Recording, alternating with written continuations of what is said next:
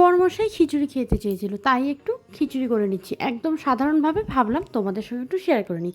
তেল গরম করে শুকনো লঙ্কা, তেজপাতা, পাঁচফোড়ন আর আদা দিয়ে দিলাম। তারপর দিয়ে দিলাম কিছু চিনেবাদাম। তারপর এখানে মুগ ডাল ধুয়ে নিয়েছিলাম, সেটা আমি দিয়ে দিলাম। দিয়ে একটু ভালো করে ডালটা ভেজে নেব। ডালটা যখন দেখবো খুব ভালো করে ভাজা হয়ে গেছে, এর মধ্যে আমি এখন গোবিন্দভোগ চাল ধুয়ে রেখেছিলাম। এখানে আমি 1 কৌটা ডাল নিয়েছি আর 1 কৌটা চাল নিয়েছি। ডাল আর চালটা কিন্তু সমান পরিমাণে নিয়েছি। তারপর একটু ভাজা ভাজা করতেই লবণ, হলুদ, লঙ্কা গুঁড়ো, জিরের গুঁড়ো, 2টা কাঁচা লঙ্কা চিড়ে দিয়ে দিলাম। দিয়ে একটু ভালো করে কষিয়ে নিলাম। কষানো যত ভালো হবে খিচুড়িটা কিন্তু ততটাই টেস্টি হবে।